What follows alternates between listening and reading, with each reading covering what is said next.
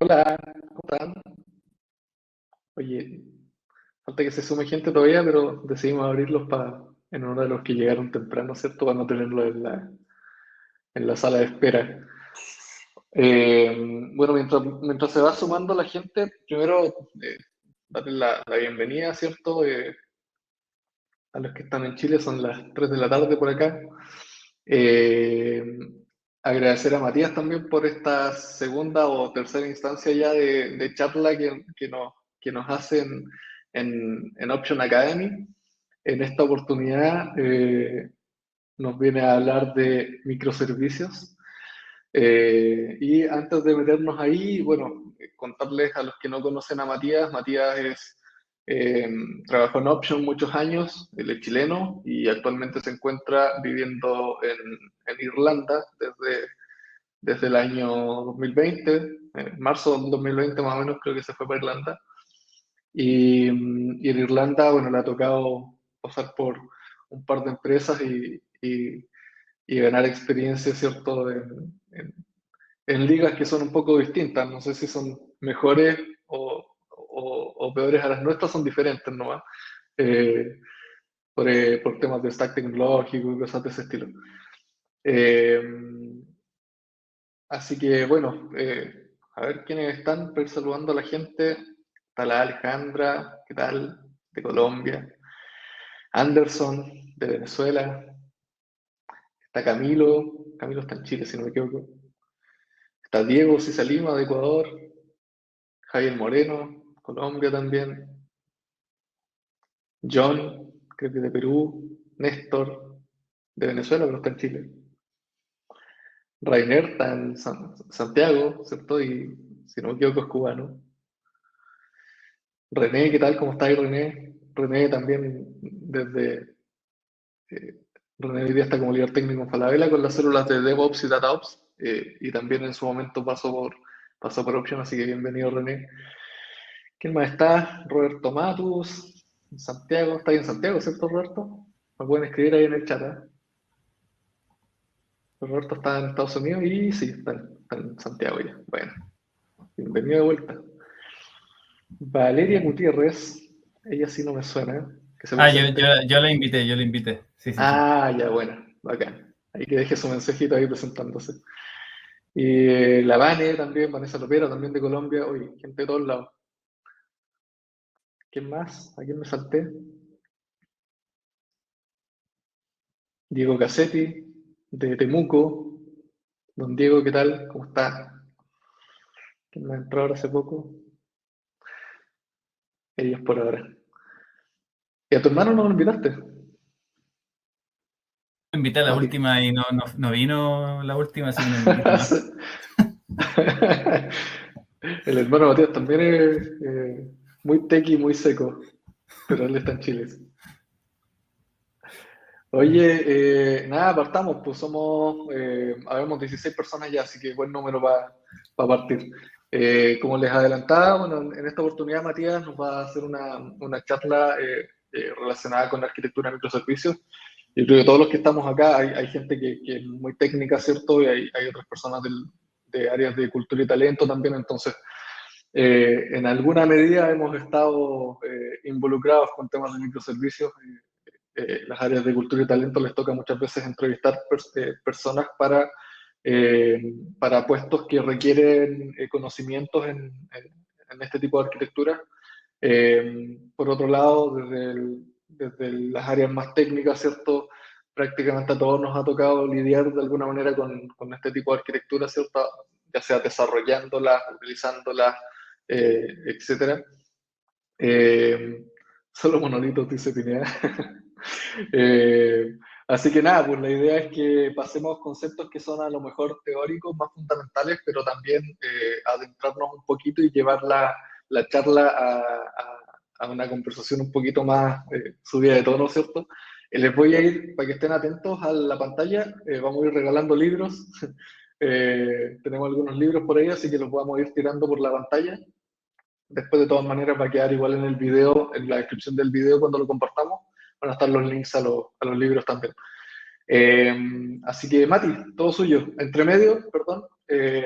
vamos a ir haciendo algunas pausas para leer preguntas, así que pueden ir dejando las preguntas en el chat. Yo las voy a ir recopilando. Vamos a partir. ¿Hiciste el polo, no, Matías? No. Bueno. Así que mientras tiras el poll voy a hablar un poco, bueno, de mí. Mi nombre es Matías. Claro, como Pedro dijo, soy ex-Option. Aunque soy ex-Option, todavía soy Option de corazón, yo creo. Así que... y acá en el Reino Unido estoy trabajando en una empresa de Londres que se llama Divido, donde hacemos Buy Now, Pay Later. Para los que no saben, un poco de Buy Now, Pay Later es una forma de pago que está tomando mucha fuerza aquí en Europa, en Estados Unidos, y está también pasando harto en América Latina. Está creciendo el mercado de las tarjetas de crédito, está como yendo hacia abajo, y el Buy Now, Pay Later está creciendo bastante. Entonces trabajamos en una startup que se llama Divido, y integramos básicamente comercios con prestamistas, que generalmente son bancos. Y lo hacemos todo básicamente con microservicios. Así que Harta esto un poco... Harta experiencia reciente. Claro, y yo diría que la experiencia es más, viene más por el lado de los errores que por el lado de las cosas buenas. Y yo creo que mucha también de la literatura y de las charlas y conferencias, etcétera, de microservicios, un poco van en esa línea también. Es algo que es súper difícil de hacer de forma correcta. Y bueno, vamos a explorar un poco más de esas cosas ahora en... Buenísimo, Mati. Yo, bueno, me salgo del escenario para dejarlos con Matías para que él arranque y nada, entre medio vamos a hacer unas pausas, como les decía, para ir leyendo las preguntas, así que déjenlas en el chat y ahí las vamos leyendo. También te amo, José. Ok, entonces, ¿por qué básicamente lo que decía al principio, ¿cierto? Harta de como charlas y conferencias y cosas que uno puede encontrar acerca de microservicios, se basan un poco en la idea de no cometer los errores, ¿cierto? De implementar una arquitectura de microservicios o las advertencias de cuidado con hacer esto, cuidado con hacer aquello, no lo hagas así o no lo hagas así. Entonces, creo que es importante sacar inmediatamente un tema de la palestra, que es qué no son o de qué no se tratan los microservicios, porque hay harta confusión al respecto sobre qué es lo que es o qué es lo que constituye, ¿cierto?, una arquitectura de microservicios. Y claro, a veces los equipos, ¿cierto? Viene el CTO, qué sé yo, de la empresa y dice, ya, vamos a hacer esto, o el technical lead, vamos a hacer esto en microservicios, y no hay mucha investigación, no hay mucho, qué sé yo, lectura, etcétera, y simplemente hacemos servicios REST que se comunican entre sí y sin ninguna estrategia, y ningún plan, y ninguna, qué sé yo, sin darle mucho mayor, ¿cómo se dice?, consideración al asunto. Entonces es importante sacar al tiro este tema de enfrente. ¿Qué es lo que no son microservicios o concepciones erróneas de lo que son microservicios? Y la primera yo diría que es la más famosa porque, bueno, todas las introducciones de microservicios parten un poco con esta narrativa de romper el monolito, ¿cierto? Que no está equivocada. No quiero decir que eso no pasa. Lo que estoy tratando de decir es que esa no es, de eso no es lo que se trata en los microservicios al 100%. Entonces no se trata de romper un monolito en parte, sino de escalar una organización. ¿Okay? ¿Y por qué la historia del monolito? La historia del monolito es básicamente, ¿cierto? Si ustedes tienen un negocio, en cualquiera de las startups que han escalado, ¿cierto? Hay varios ejemplos en el mercado. Todas partieron de forma, sobre todo en compañías de internet, por cierto. ¿Okay? Parten con cierto este sitio web o esta plataforma que es bien monolítica y empiezan a escalar en gente, empiezan a escalar en departamentos, empiezan a escalar en distintas otras otras formas de llevar a cabo su negocio. No sé, pienso en el caso de GitHub, por ejemplo. GitHub partió como un monolito en Ruby, y claro, al principio era solo hostear código, Git, y de a poco, ¿cierto?, fue sacando distintas cosas como, no sé, traquear issues y hacer pull request, después sacar Kanbans de proyectos. Ahora están remodelaron completamente su sistema de project management. Sacaron CICD con GitHub Actions, etc. Escalaron en funcionalidad, pero antes de escalar en funcionalidad, escalaron también en la cantidad de personas que estaban trabajando en la organización, la cantidad de developers que estaban trabajando en cierta funcionalidad, etcétera, etcétera. Entonces, claro, el romper el monolito, de alguna forma, es una consecuencia de escalar una organización o escalar un negocio.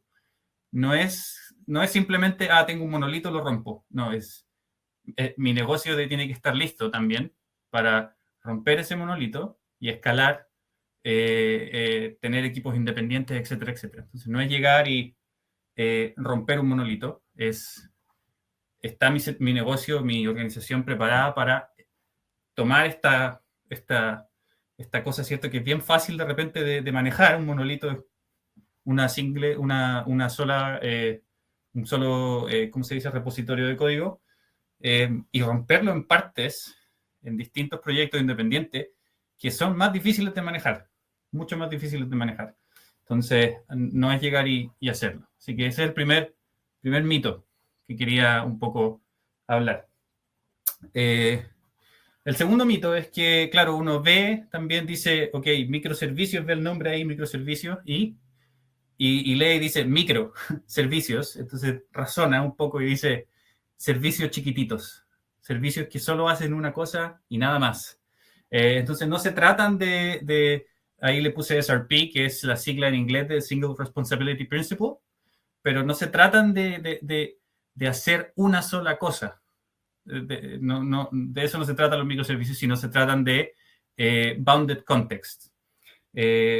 Por falta de un término en español, tuve que usar el término en inglés de Domain Driven Design, de Eric Evans, y él habla de este concepto, ¿cierto? Que cuando tenemos un negocio, un problema de negocio, un problema organizacional, lo dividimos en ciertos contextos que de alguna forma tienen un límite o tienen una especie de qué sé yo, barrera, por así decirlo, ¿cierto? Esto es de, no sé, ventas, o esto es de despacho, o esto es de, qué sé yo, personal o recursos humanos, por ejemplo.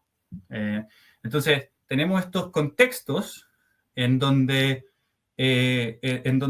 diferentes partes del negocio o diferentes partes de la organización interactúan, y la idea de los microservicios es como hemos dicho, una organización escala, y cuando esta organización escala, estos suborganizaciones dentro de la organización, estos equipos tienen sus propios contextos del negocio y van desarrollando ciertos servicios que tienen que comunicarse con otros procesos del negocio para lograr una meta global. Entonces, por cierto, no quiero decir que, con esto no estoy tratando de decir que microservicios para hacer microservicios necesitas una empresa grande ni nada, no, pero yo creo que es definir los límites y definir las barreras del negocio. No es necesario que cada equipo tenga su bounded context o su espacio problema, ¿cierto?, dentro de una organización, limitado a solo ellos, pueden tener más. Depende al final de la organización, pero lo que sí quiero que se lleven es que no se trata de hacer servicios chiquititos que hacen solo una cosa. Tengo un ejemplo de esto súper reciente en nuestra empresa, que tenemos un servicio para, ¿cómo se dice?, partir PDFs, le llamamos PDF Slicer. Entonces, corta PDFs de página A a B, Entonces le pasas un rango de páginas del PDF y te devuelve un slice del PDF. Tenemos otro que se llama PDF Merger, que junta PDFs, le pasas un PDF y lo junta y te devuelve el PDF junto. Tenemos otro que se llama Template Renderer, que le pasas una plantilla, datos y te renderiza un HTML, un Word, lo que sea. Otro que hace lo mismo, pero con correos electrónicos. Entonces, al final, mira, todos estos servicios hacen una cosa bien específica y al final, ¿qué es lo que pasa en nuestra organización? Estamos tratando tenemos como 500 repositorios y somos en el equipo de desarrollo como unos, no sé, debemos ser unos 30, yo creo. Es decir, que cada uno de nosotros, en teoría, debería estar manejando como 11, 12 repositorios, que es ridículo. No se puede. Entonces, tenemos demasiado lo que se llama fragmentación de servicios. Y fragmentación de servicios por este particular problema, porque no pensamos al final en bounded context, no pensamos en un problema de negocio. La razón por la que necesito un PDF merger o un PDF slicer o un renderizador de plantillas es porque necesito generar contratos en mi negocio. Y esos contratos a veces están en PDF, a veces están en HTML, a veces están... necesito juntarlos, separarlos, necesito tomar partes de uno y ponerlas en el otro. Entonces, al final hicimos un servicio de contratos para generar estos contratos de crédito que nuestros clientes firman. Entonces, y el servicio de contratos hace todas esas cosas y está a cargo de cómo manejar toda esa parte del negocio. Entonces ya no hay más PDF Slicer y qué sé yo, es un servicio que hace una cosa, pero es una cosa dentro de un contexto más grande, no es simplemente solo single responsibility, como una cosa chiquitita. Lo otro es que el otro cosa que quería mencionar es que los microservicios no se tratan tampoco de endpoints REST. Y lo vamos a ver más adelante. ¿Y por qué anteponer endpoints REST a autonomía? ¿Qué tiene que ver la autonomía? ¿Por qué la autonomía es contraria a endpoints REST? Porque endpoints REST o cualquier otro tipo de protocolo request response genera acoplamiento. Y cuando hay acoplamiento, hay dependencia. Y cuando hay dependencia, hay falta de autonomía. Entonces, vamos a hablar de eso un poquito más adelante. No voy a hablar simplemente de eso, o de eso muy en detalle ahora. Y por último, otro mito es que no se tratan de usar múltiples stacks tecnológicos, aunque se puede, sí, pero todas estas cosas que he dicho, no es decir que no tienes que hacer esto en microservicios, no. Cuando al revés, cuando hacemos de esto la definición de microservicio.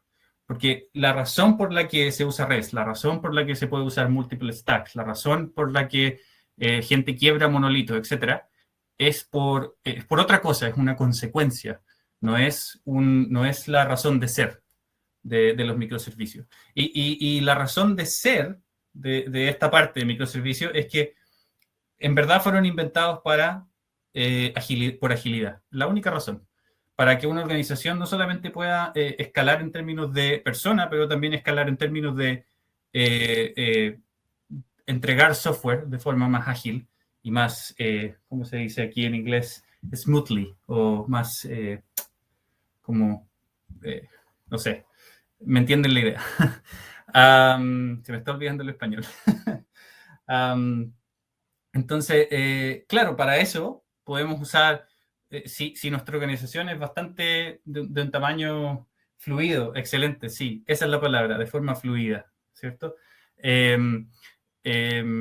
Fluida es una palabra bien interesante porque la gracia de la agilidad y de la no dependencia o de la autonomía es la fluidez, ¿cierto? Reducir la fricción entre distintos elementos de la empresa o distintos equipos o distintos, qué sé yo, objetivos, subobjetivos del negocio y poder moverse de forma fluida hacia entregar software de calidad que resuelve los problemas del negocio.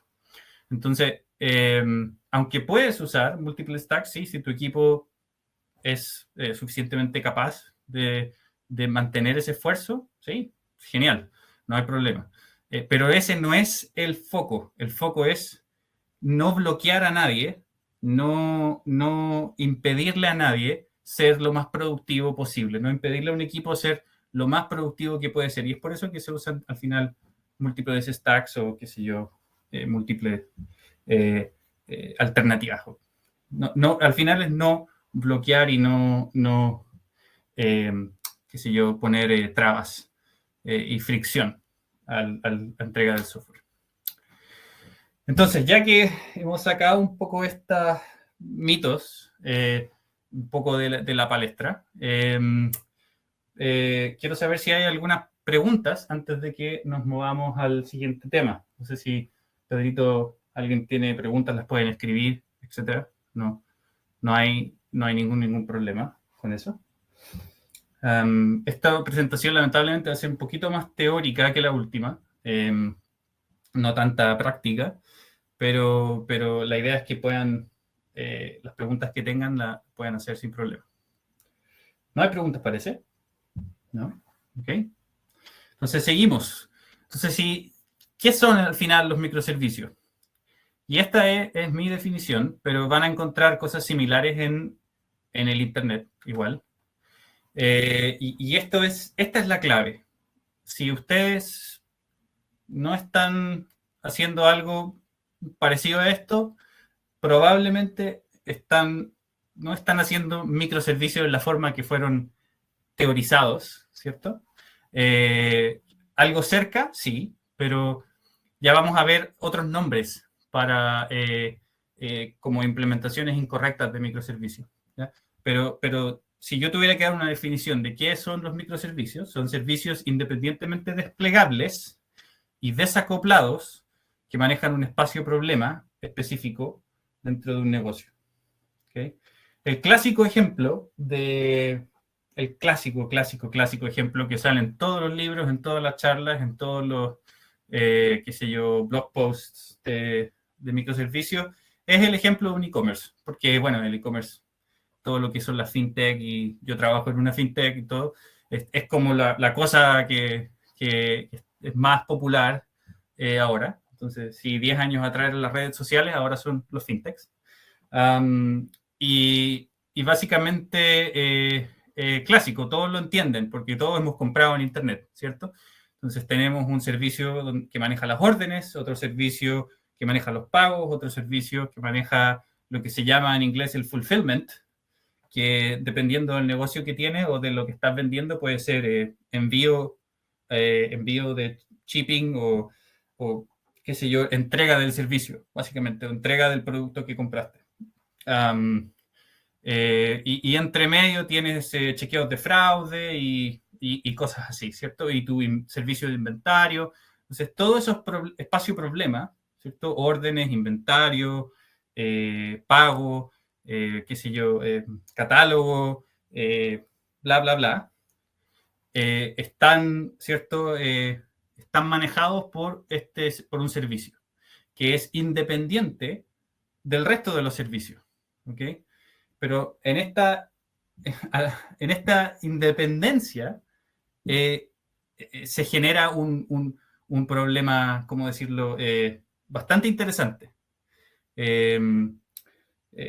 Porque, claro, estos servicios son independientes para que no se afecten uno entre otros y podamos movernos rápidamente, pero estos servicios no son 100% independientes. Tienen que compartir información de alguna forma, sino cómo vamos a lograr las metas del negocio.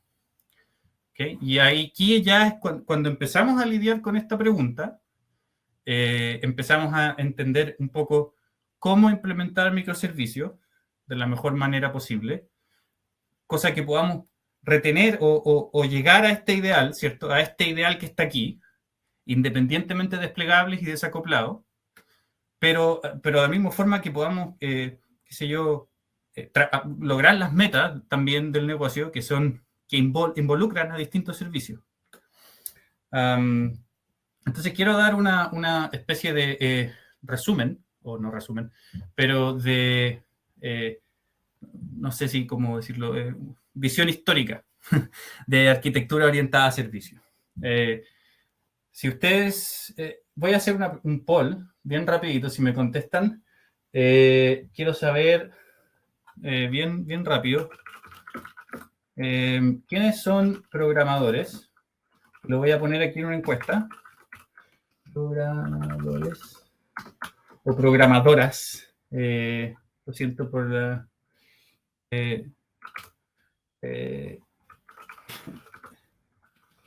denme un segundo. Quiero saber cuántos son programadores o programadoras aquí en esta audiencia.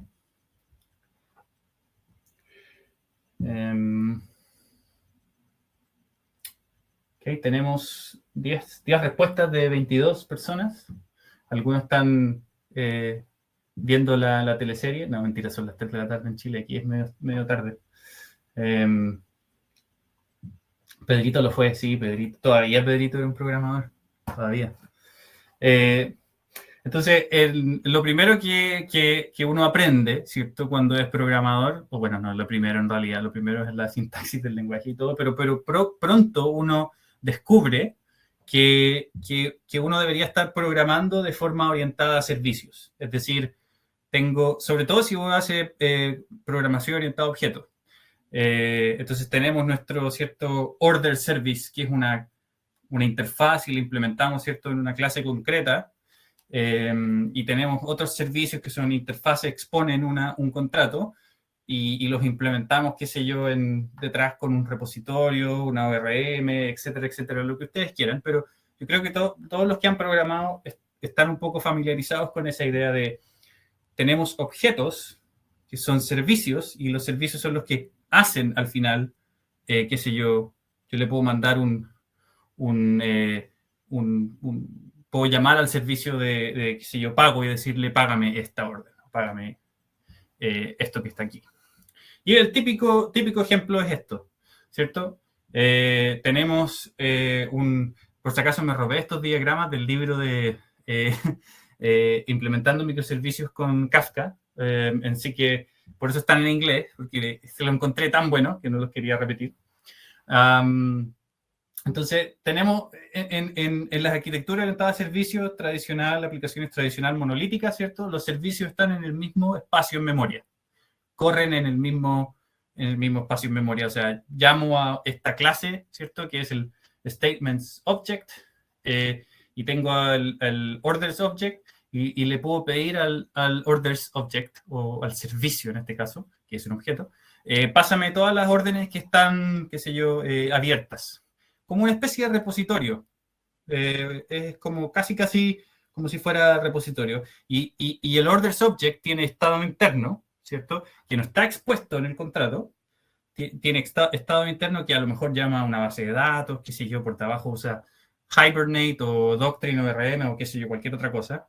Pero se expone esta pequeña interfaz, ¿cierto? Este pequeño puntita aquí es la interfaz pública.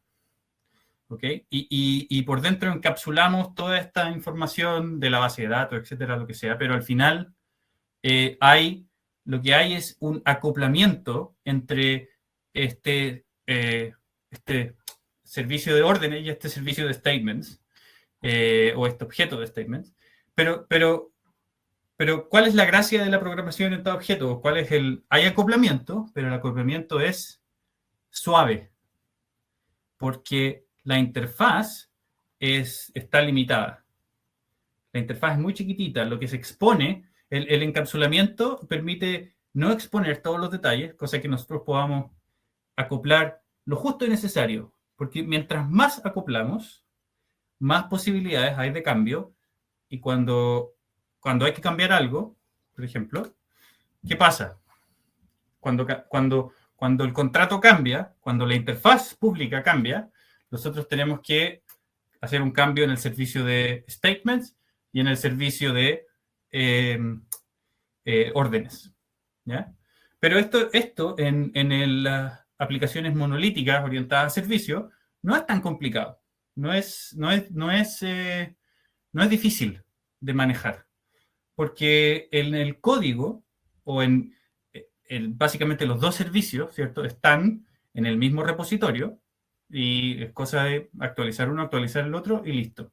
Entonces, si servicio 2 necesita un nuevo método, una nueva interfaz del servicio 1, la añadimos, los cambiamos, ¿cierto? Añadimos nuestras pruebas unitarias y redesplegamos.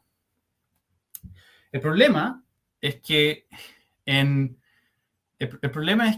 saltamos a microservicios con esta mentalidad. Con la mentalidad de tengo servicio A, tengo servicio B y le pido lo que necesito. Entonces, de nuevo, el mismo problema. Tenemos un coupling, tenemos acoplamiento entre estos dos. Y claro, la interfaz puede ser muy pequeña, lo que se expone, pero hay acoplamiento. Y acoplamiento en una aplicación en memoria, ¿cierto? Donde todos los objetos viven en la memoria, no es tan difícil de manejar. Pero cuando movemos este paradigma, lo tomamos, ¿cierto? Y lo pasamos a, de repente, el mundo distribuido, donde ya estos dos servicios no viven en el mismo espacio en memoria, sino que hay detrás un proxy TCP y conectividad y problemas de latencia, etcétera, etcétera. Y estos servicios tienen que saber dónde ir a encontrar estos servicios por DNS o por IP, ya la cosa se complica. Y ya no es tan sencillo. Y si a eso le añadimos que el servicio 2 es manejado por otro equipo distinto al del servicio, ya la cosa ya empieza ya un poco a verse, qué sé yo, es decir, ¿cómo manejamos esto? Porque esto en unas organizaciones grandes a escala se multiplica por 100. Entonces, coordinar cambios, al final, cambios que eran simples en aplicaciones monolíticas, se vuelven demasiado difíciles de hacer en sistemas distribuidos, donde hay servicios corriendo en distintos endpoints, distintos proxies, etcétera, etcétera.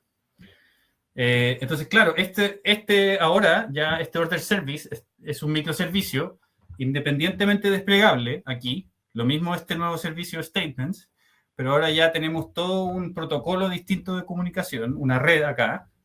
Este servicio tiene que saber dónde encontrar este servicio, por lo tanto hay un acoplamiento directo entre los dos. Y segundo, si la interfaz pública cambia, sincronizar este cambio entre dos equipos es mucho más difícil que sincronizarlo, ¿cierto?, cuando la aplicación es monolítica.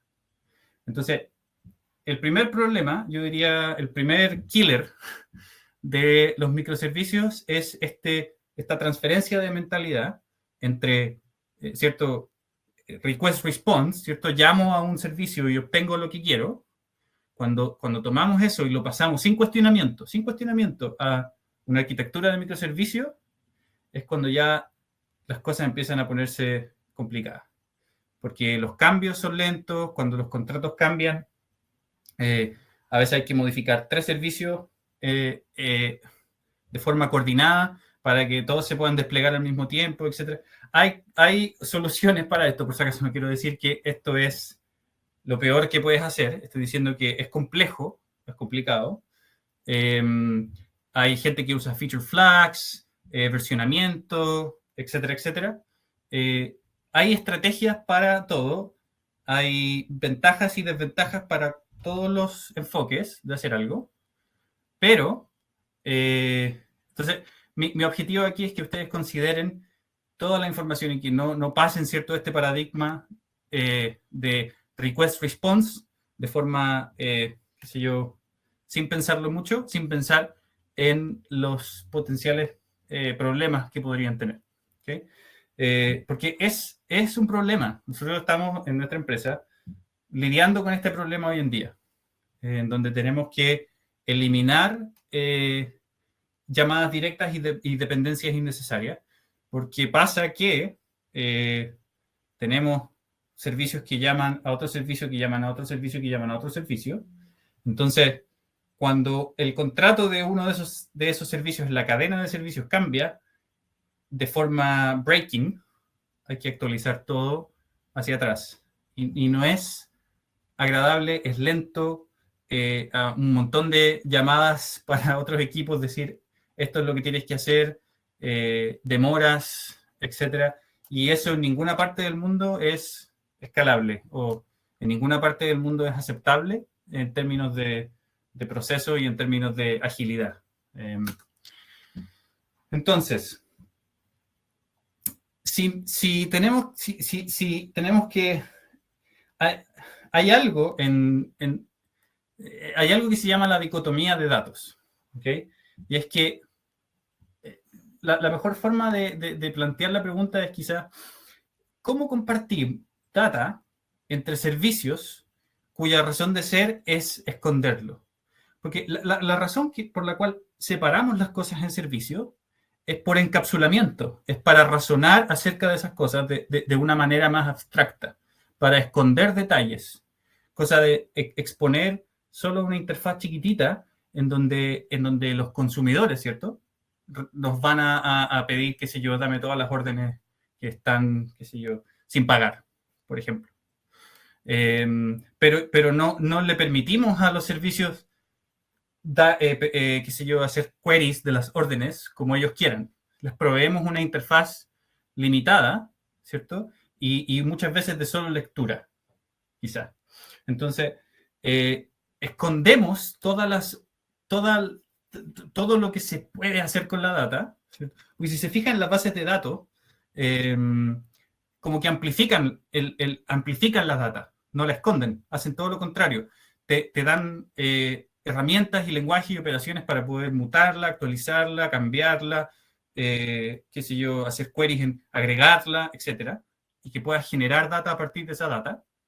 Pero nuestros servicios tratan de esconder eso y de exponer solo lo necesario. Pero ¿qué pasa? Que al final necesitamos compartir esa data, ¿cierto? Necesitamos todas las órdenes que están sin pagar, o necesitamos, qué sé yo, todos los pagos que han sido sobre $500 para analizar fraude, qué sé yo. Entonces, ¿cómo solucionamos este problema de forma de no, porque no podemos compartir todo, básicamente. Hay personas que dicen, ok, para solucionar este problema, ¿qué es lo que vamos a hacer? No nos vamos a complicar la vida, ¿cierto? Y vamos a tener una base de datos gigante, donde todos los servicios van a leer de esa base de datos y escribir. Y listo, solución. Y básicamente, bueno, sabemos por experiencia acumulada de años y años y años que hacer microservicios de esta forma es la peor idea que pueden hacer, porque a la hora de que no estás solucionando nada, al final estás moviendo el problema una capa más abajo, porque todavía tienes que lidiar con, por ejemplo, cambios de esquema. ¿Cómo haces cambios de esquema? Tienes que hacer, de nuevo, si el esquema cambia, no es que no lo puedas cambiar, obviamente lo puedes cambiar, pero al final tienes que hacer un release coordinado de todos estos servicios si el esquema cambia. Si los 3 servicios están usando la tabla, qué sé yo, órdenes, y la tabla órdenes cambia de estructura, tienes que hacer un release de 3 servicios coordinados. Y eso es lo que queremos evitar, ¿cierto? Agilidad. No queremos releases coordinados porque hay mucha fricción, hay muchas cosas que coordinar, no es independiente, no es autónomo. Entonces, no podemos compartir todo. Y segundo, no podemos dejar de compartir porque tenemos que hacer que esta data, ¿cierto?, se mueva y que las órdenes que me están pidiendo las tomo y después, qué sé yo, genero pagos para eso y después reporte. La data se mueve y tiene que moverse. Entonces, es un problema bien interesante desde el punto de vista filosófico, es muy, muy entretenido. ¿Alguien me ha visto el chat hace rato? Súper. Entonces, al final el problema se reduce a esto. ¿Cómo compartimos datos? ¿O cómo comunicar microservicios? ¿Cómo nos comunicamos? Y ya hablamos un poco de esto, de REST, yo pongo REST como un ejemplo de request response, pero cualquier otro protocolo que involucra mandar un payload y recibir una respuesta, también es request response, no solo REST. ¿Okay? GraphQL y etcétera, todo eso entra ahí también. Pero, entonces, ya hemos visto un poco los problemas de esto. Como creo que ya están, ya he podido expresar con claridad qué pasa cuando acoplamos, ¿cierto? Y esperamos, por ejemplo, pónganse este caso particular. Tenemos una orden, ¿cierto? La tenemos que pagar, la mandamos a un servicio de pago.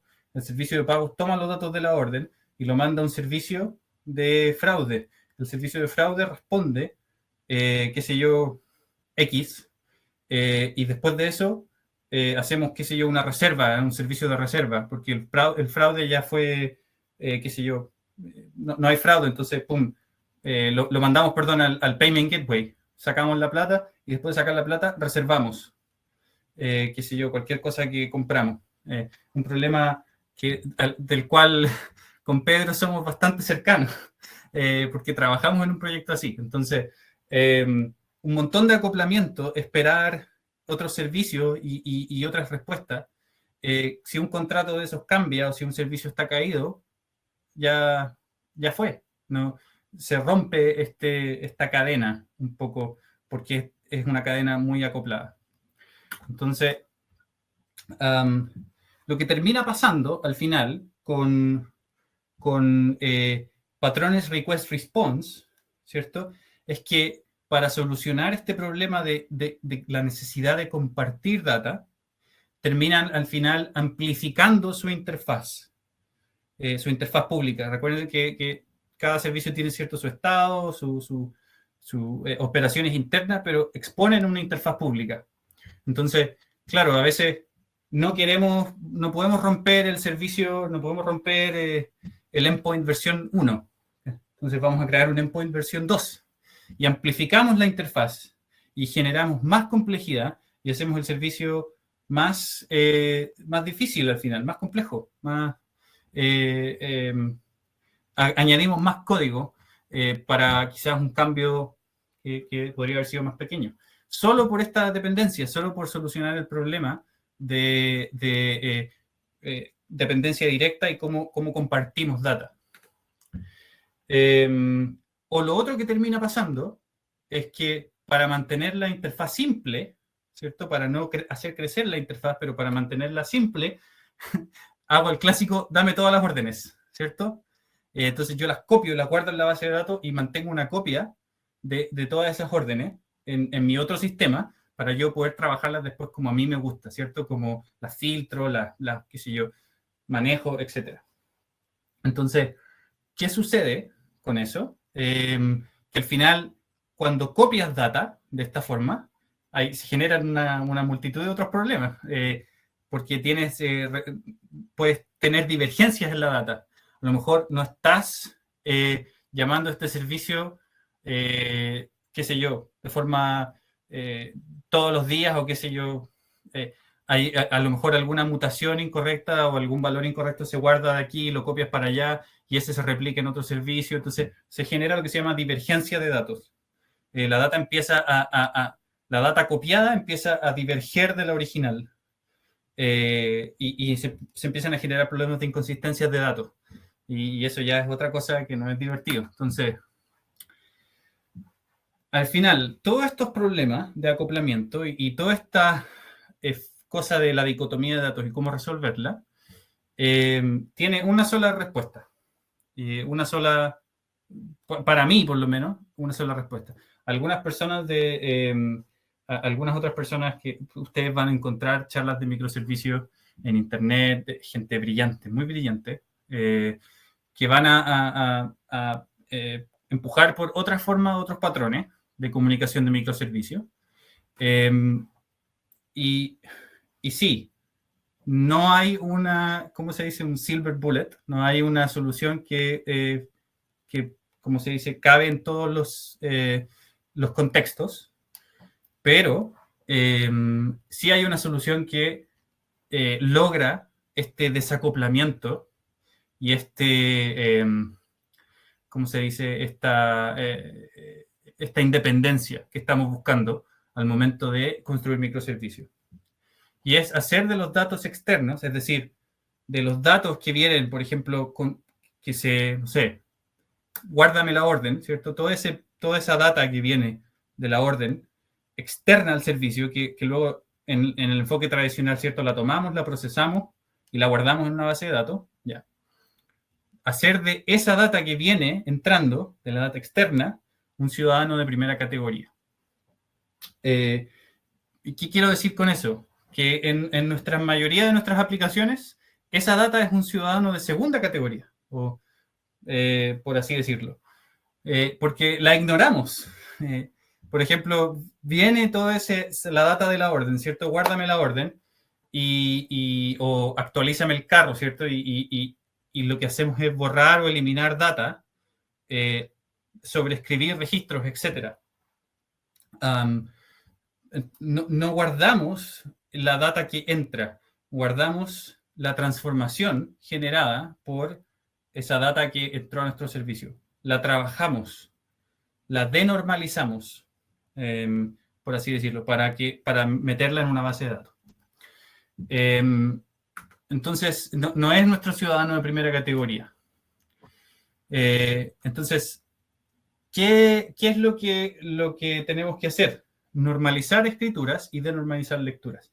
Y esto es lo que un poco se refiere en términos ya, cuando ya empezamos a hablar acerca de conceptos de arquitectura de software, Secure y Event Sourcing. Que no voy a hablar de eso en detalle porque el foco de esto no es hablar, esto no es una charla de Event Sourcing, no es una charla de Secure, es una charla de patrones de diseño para eventos, microservicios de eventos. Tengo que mutear eso. Entonces, y aquí es donde entra un poco,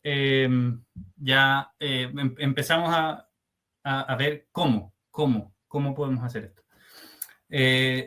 Y aquí es donde entra este concepto de un event log inmutable y reproducible. Por ejemplo, ¿qué pasaría si toda la data que yo recibo, por ejemplo, una orden, ¿cierto? Todos los eventos que suceden en mi aplicación, todos estos inputs que vienen, ¿cierto? Crea la orden, añade un ítem al carro, saca un ítem del carro, qué sé yo, anda al checkout, recibe el pago recibido, fraude verificado, etcétera. Todas estas cosas que al final las escribimos en código en nuestros servicios, ¿cierto? Las tomamos y las persistimos en un log de eventos lineal, uno por uno, ¿cierto? Como una especie de log, básicamente, donde solamente añadimos cosas y creamos una narrativa de nuestro sistema. Ya no estamos guardando en una base de datos MySQL registros uno sobre otro y borrando lo que existía antes para actualizarlo, etcétera. Estamos guardando las acciones. Entonces, y estas acciones, al final, de forma, por así decirlo, reactiva, imaginemos que reactivamente podamos, como no sé si algunos de ustedes han usado React o han usado, qué sé yo, patrones como Observer, por ejemplo, Event Listeners en sus aplicaciones. Algo pasa y cuando eso pasa, otra cosa reacciona. Entonces, aquí es donde entra un poco esta idea de Kafka, en donde hay producers y producers que producen mensajes o que mandan estos eventos y estos eventos se guardan en un log lineal, histórico, solamente append only. Al hacer append only es súper rápido. No hay que actualizar index ni ninguna de esas cosas así. Pum, hice una nueva entrada y todas las entradas después de esa ocupan el lugar siguiente, etcétera, etcétera. Y este log persiste se queda guardado, no es borrado, pero al mismo tiempo, cuando hay una nueva entrada en el log, se grita, se comunica a cualquier consumidor que esté interesado. Entonces, ya nuestros servicios no tienen que hablar entre ellos, ¿cierto? Yo puedo, por ejemplo, del servicio órdenes, yo puedo enviar un servicio que dice orden creada. Y luego puedo decir orden en pago. Y luego ese evento orden en pago es capturado por el servicio de pago y el servicio de pago va y paga, intenta pagar, ¿cierto? Y cuando el servicio de pago intenta pagar y es exitoso, manda un evento y dice pago exitoso, ¿cierto? De esta orden. Y ese evento es tomado por otro servicio que es el servicio de fulfillment, por ejemplo, no sé, qué sé yo, el servicio que manda los productos, los saca del inventario. ¿Sí? El servicio de inventario descuenta el inventario de los productos pagados y luego emite otro evento de inventario descontado, que si ni siquiera tiene que emitir nada, los descuenta simplemente. Y luego viene otro servicio y es el servicio de envío. Cuando tenga, qué sé yo, el pago listo, reacciono a este evento, envío los productos al consumidor. Ya no hay dependencias directas, ya no hay llamados directos, pero una reacción un poco como una, no sé cómo se dice, como una danza de servicios. No hay acoplamiento más allá del payload del evento. Ese es la única como fuente externa, por así decirlo, al servicio. Y tu servicio simplemente reacciona a eventos que van sucediendo en tu sistema. Un poco como en el mundo real. En el mundo real, yo creo que muchas veces este patrón request-response o secuencial, como que que está bien como en el engranaje de la programación, nos ha impedido ver que el mundo al final es una serie de interacciones asíncronas. En el taller pasado, por ejemplo, di el ejemplo de una pizza, ¿cierto? El repartidor de pizza, el que reparte la pizza, cuando llega una orden a la pizzería, no se sienta, ¿cierto? Llegó la orden y no se sienta a esperar que el tipo que hace la pizza la termine, la próxima pizza que tiene que entregar, ¿cierto? Al mismo tiempo que el tipo hace pizza, el repartidor está repartiendo otras en algún otro lugar. Trabajan asíncronamente y hay una especie de bus, que sería Kafka en este sentido, ¿cierto? Hay una especie de bus o de canal de comunicación que es, ¿cierto?, el rack donde se ponen las pizzas. Cuando una pizza está ahí, el repartidor sabe que cuando tenga tiempo, cuando vuelva a la tienda, tiene que agarrar las pizzas que están en el rack e ir a repartirlas. Entonces, el mundo es una interacción de cosas que van pasando asíncronamente y nuestras aplicaciones y nuestros servicios son lo mismo. Hoy en día, varias cosas pasan de forma asíncrona y reaccionamos a otras cosas, etcétera, etcétera.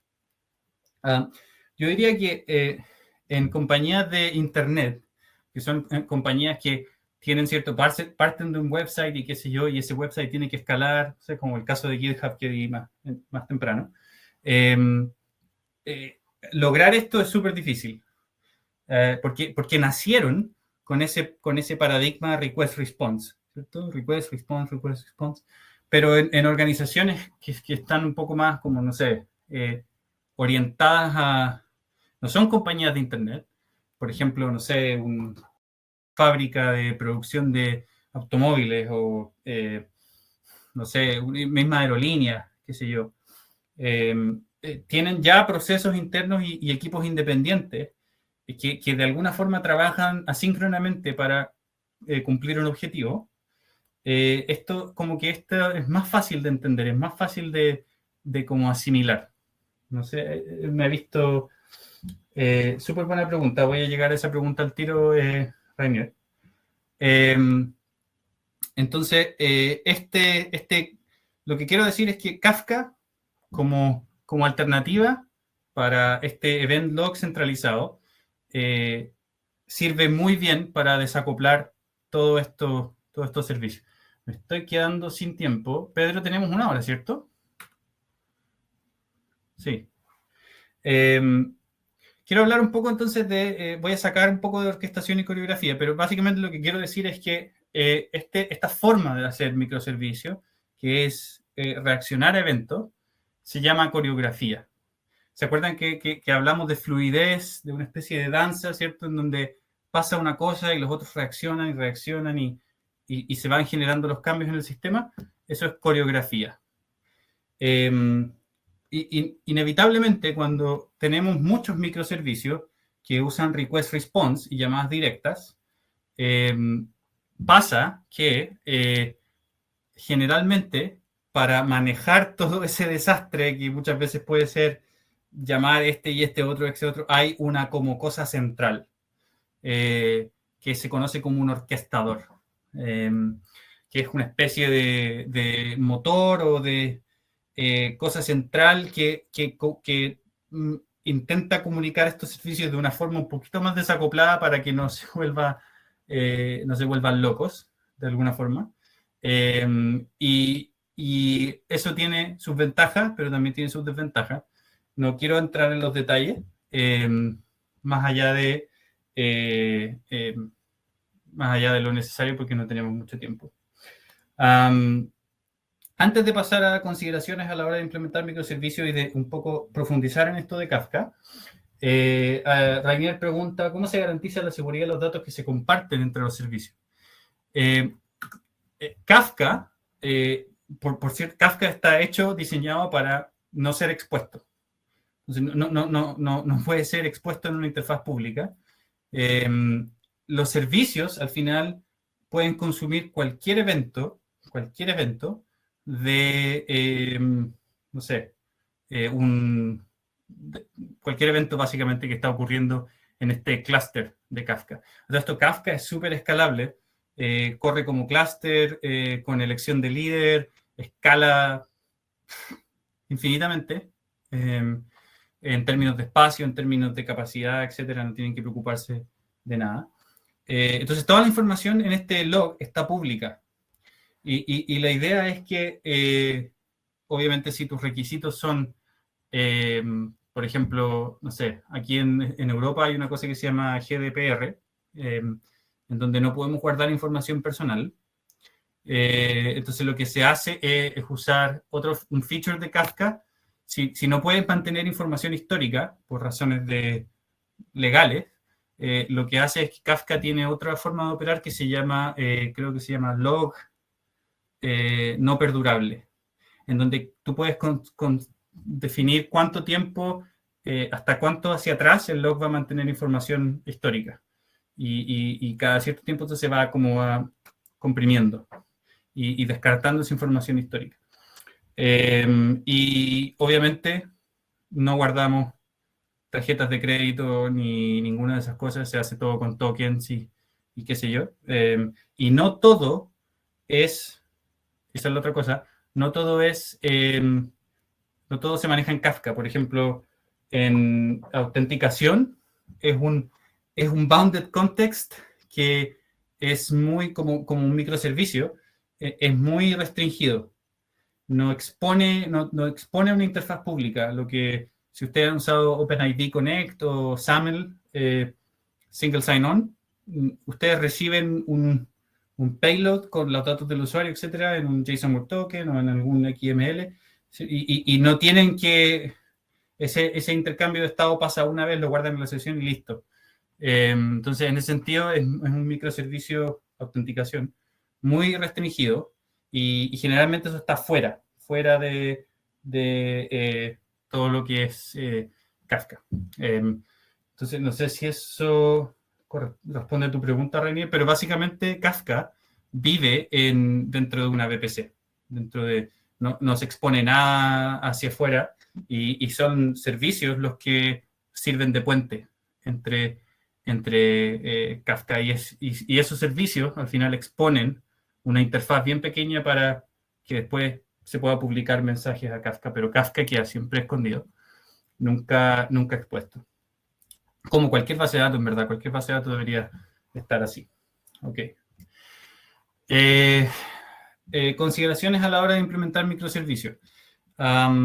Entonces, ya hemos visto que el cambio de mentalidad, ¿cierto? De mantener este log de eventos puede ser una alternativa buena que desacopla la comunicación de los microservicios y de esa forma podemos evitar cosas como estos cambios que afectan a 5 servicios al mismo tiempo y hacer release coordinadas, etc.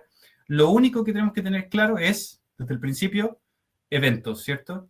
Diseñar estos eventos, diseñar los payloads, usar, ojalá, no ojalá, usar, sí, lo que se llama cualquier tipo de esquema, JSON schema, Apache Avro, protocol buffers, lo que sea, pero que haya un contrato establecido, ¿cierto? De este es el payload, pero un contrato no de documentación en Jira o cualquier cosa así, sino un esquema, código, porque ahí vamos a ver por qué. Entonces, consideraciones antes de microservicios. Autonomía de equipo. Si realmente en tu empresa o en tu organización o en tu proyecto no hay, no existe este concepto de equipos autónomos, o no hay la capacidad suficiente para eso en términos de personas, yo no lo haría. Porque hay que recordar que a pesar de que los microservicios tienen beneficios, si se implementan de forma insuficiente, traen más problemas que beneficios.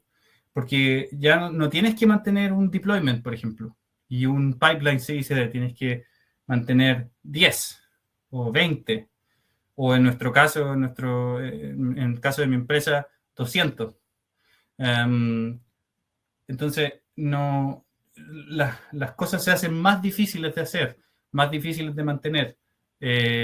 Hay harta complejidad. Entonces, si no tienes equipos autónomos que pueden tomar, y eso significa también equipos multifuncionales, que pueden tomar un servicio, ¿cierto? Un aspecto del negocio, este espacio problema que le llamamos bounded context, y manejarlo como se dice, sí, manejarlo desde el principio hasta el final, o sea, desde producto, diseño, desarrollo, deployment, ¿cierto? Y monitoreo, todo eso por un equipo, yo no lo haría. ¿Qué pasa? Que muchas empresas hacen equipos de developers, equipos de deployment, y tienen un equipo de diseño allá, y al final esas barreras comunicacionales, porque no forman parte del mismo equipo, generan fricción y generan, ¿cómo se dice? Falta de agilidad, ¿cierto? O poca claridad. Entonces, por eso también preferimos nosotros equipos multifuncionales. Tenemos alguien que se encarga del deployment, o un par de personas que se encargan del deployment, pero que están en nuestro equipo. Entonces, y el equipo tiene libertad de cómo desplegar lo que tiene que desplegar, o de cómo diseñar, obviamente, dentro de los, qué sé yo, estándares de diseño de la compañía, no es que vaya a poner un botón en cualquier lugar, o producto también, a cómo esta parte específica del sistema va a funcionar. Obviamente hay coordinación con otros equipos, etcétera, etcétera, pero al final hay harta autonomía, y eso es lo más importante. Autonomía te permite te permite mover rápido, y cuando hay canales de comunicación bloqueados porque no hay equipos interdisciplinarios, se genera un poco esta fricción. No estoy diciendo que no se puede, lo he visto, funciona, pero la idea siempre es, el principio fundamental es reducir la fricción. ¿Cómo podemos hacer esto de forma ágil, de forma rápida, por así decirlo? Lo menos bloqueado y lo más, ¿cómo se dice? Sencillo posible. Ya. Luego de eso, otra cosa que es muy importante es, vas a tener mucha repetición en términos de deployment, en términos de, por ejemplo, si tenemos estos esquemas desde que para los eventos, generar código a partir del esquema yo diría que es casi un requerimiento. ¿Por qué? Porque lo menos que quieres es ir perdiendo tiempo, ¿cierto?, en tomar este esquema y pasarlo al código y escribir serializers y qué sé yo. Hay herramientas que automatizan. Por ejemplo, tienes un JSON schema y lo puedes transformar en una clase de Java o de Kotlin o, qué sé yo, PHP, lo que sea, Go. Y solo tienes que escribir la lógica. Y la serialización y deserialización hacia el event log, etcétera, la hacen las herramientas de automatización. Lo mismo con deployments. Si, por ejemplo, si haces todo en Cloud Run o qué sé yo, en Amazon Cloud Functions, es súper sencillo hacer una herramienta, muy fácil, hacer una herramienta que tome, no sé, puedes ponerle en tu repositorio qué sé yo, deploy, .deploy.json y creas una herramienta bien pequeña para desplegar y en base a ciertos parámetros, por ejemplo, el nombre de la aplicación, cuánta memoria necesita y qué sé yo, pones eso en tu repositorio y todos los proyectos que tengan ese archivo, cuando pasen los tests y todo eso, ¡pum!, se despliegan a Cloud Run o lo que sea. La idea es automatizar lo que más puedas, porque no hay tiempo para perder en tareas repetitivas. Hay tantos repos y vas a encontrarte que vas a ir creando repo tras repo tras repo, y muchos de esos repos van a tener hartas cosas en común. Y entonces lo más importante es todos esos procesos que toman tiempo, automatizarlos. Estándares documentados es lo otro. Como que aquí yo por lo menos tengo ¿cómo se dice? Mis opiniones divididas. Como que es algo que todavía yo no logro, ¿cómo decirlo?, estar 100% de acuerdo con esto. Entonces les voy a dar mi opinión sincera. Hay varias compañías que dicen, así es como vamos a trabajar. Este es nuestro estándar. Para que todos trabajemos igual, para que todos podamos ir a cualquier proyecto en otra área, ¿cierto?, y sepamos cómo funciona. La realidad es que eso pasa poco. La realidad es que equipos tienden a quedarse siempre, o personas tienden a quedarse en el mismo proyecto por harto tiempo, y la realidad es que aunque las prácticas y los estándares están ahí, y se usa el mismo framework, y se usa la misma forma de trabajar, igual es difícil para cualquier desarrollador cambiarse de un código a otro. Tiene que entenderlo. Como que no hay vuelta.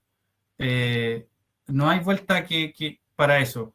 No hay vuelta, no hay una receta mágica que te permita entender cómo funciona un repositorio de código respecto de otro. No hay una píldora mágica, por así decirlo. Entonces, a veces siento que esto de los estándares realmente no cumple su objetivo quizás en la mejor de las formas, y más al revés, bloquea, porque quita independencia. Si pones una línea, ¿cierto?, es decir, aquí es donde vamos a trabajar, estás quitándole autonomía al equipo y quizás ellos van a ser más productivos en otro estilo de trabajo. Claro, no vas a poder llegar y meter a alguien de otro equipo ahí, pero esa es la gracia, que los equipos son independientes, son autónomos. Alguien de otro equipo no debería por qué estar metiéndose en el otro, y los equipos incluso son tan autónomos que eligen quiénes van a formar parte de su equipo. Ellos eligen qué perfil necesitan por ejemplo, para contratar, añadir un nuevo miembro al equipo, etc.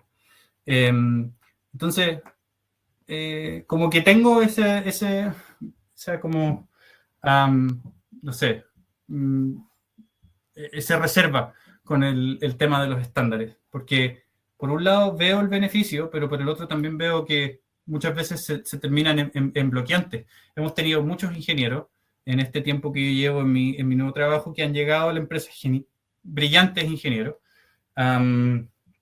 y se ven bloqueados por la forma en cómo testeamos y por el framework que usamos. Están más acostumbrados a hacer las cosas no sé, más, ¿cómo se dice? Sin frameworks y más, y son productivos en eso, que eso es lo bueno. Entonces, ¿por qué los vamos a limitar? ¿Por qué los vamos a encerrar en una caja? Contratamos buen talento, contratamos buenos ingenieros para que ellos hagan su trabajo. Y eventualmente ellos van a encontrar las formas de ser más productivos si no los bloqueamos, si no los, qué sé yo, ponemos límites. Entonces, consejo final, antes de terminar. Yo diría que cualquier cosa que vayan a hacer con microservicios, cualquier implementación, si es request response, ¿cierto? Y le ponen un montón de cosas. Hay hartas cosas de las que no hablamos, por ejemplo, Saga y cosas así que todo el mundo aparte. Pero request response o event driven, la prioridad número 1 tiene que ser autonomía. Yo encuentro que microservicios basados en eventos, entrega más autonomía y más agilidad. Pero al final no importa qué es lo que hagan, hay soluciones para distintas cosas, pero si ustedes se ven en el problema de, no sé, releases coordinadas, compartir la base de datos, amplificar interfaces, ¿cierto?, entre servicios, lo que estamos hablando, dependencia, esperar porque la aplicación B actualice, qué sé yo, servicio C para yo poder hacer E, arréglenlo, por favor arréglenlo, porque no escala, cada día se vuelve peor, y al final van a ahogarse en ese mar de dependencia. Y yo diría que arquitectura en evento es muy buena herramienta para hacerlo. Si tienen un monolito, vean, como consejo final, vean CDC.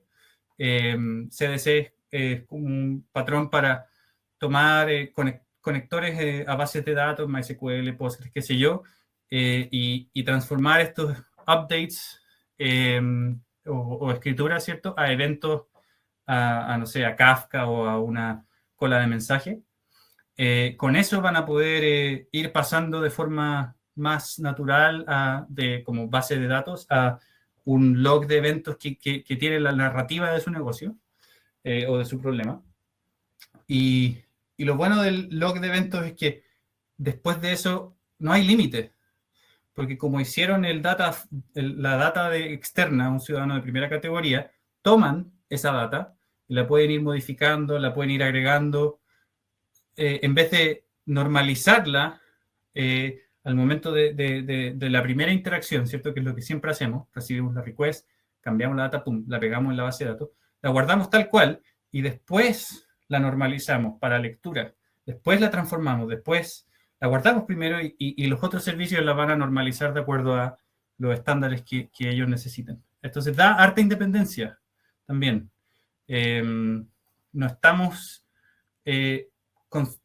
constreñidos por la decisión inicial de un servicio de cómo guardar la data o de cómo manejarla o de cómo exponerla. Espero que esto haya sido una charla beneficiosa. Al final, ¿qué es lo que hay que evitar? Lo que muchas personas dicen, el monolito distribuido, ¿cierto? Si ustedes se fijan en la narrativa de microservicios, ¿cuál es la narrativa? Monolito, difícil de cambiar, difícil de escalar, cuando cambias una cosa se rompe otra, etc. Si ustedes ven eso pasando en su arquitectura de microservicios, tienen un monolito distribuido. Y eso es lo que hay que evitar, porque un monolito distribuido es peor que un monolito. Tienes todos los problemas de un monolito, pero ahora los tienes distribuidos y es más difícil de determinar dónde pasa un problema, qué falló, etcétera, etcétera. Entonces, eso, espero que haya sido beneficioso. Hay hartas cosas que quería decir, que tuve que cortar, pero espero que sí, ojalá a lo mejor una buena introducción y podemos explorar en otros tópicos más adelante, por ejemplo, algo más concreto, cómo se ve un ejemplo de aplicación coreografiada con eventos y versus uno de request response, etc. Tremendo, Mati. Un aplauso. Genial. Gracias. Oye, no, súper profunda la presentación. Muchas gracias por haber compartido tus conocimientos y también tus experiencias, ¿cierto? Y, y visiones respecto a todos estos conceptos. No sé si alguien quiere agregar alguna pregunta antes de finalizar. Por ahí. Veo aplausos y comentarios.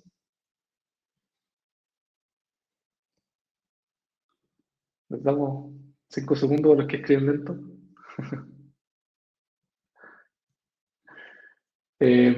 Bueno, nada, muchas gracias, Mati, de nuevo. Ya nos volveremos a encontrar, ¿cierto? Estamos hablando harto. Somos fanáticos de la Fórmula 1, así que casi todos los fines de semana estamos hablando ahí por mañana en México. Dale, Vamos, dale Checo. Max. Dale, Max, dale, chico. Así que nada, que tengan muy buen fin de semana a todos. Muchas gracias por asistir. Tuvimos muy buena asistencia, muy buena convocatoria. Así que gracias, Mati. A descansar. Es tarde ya.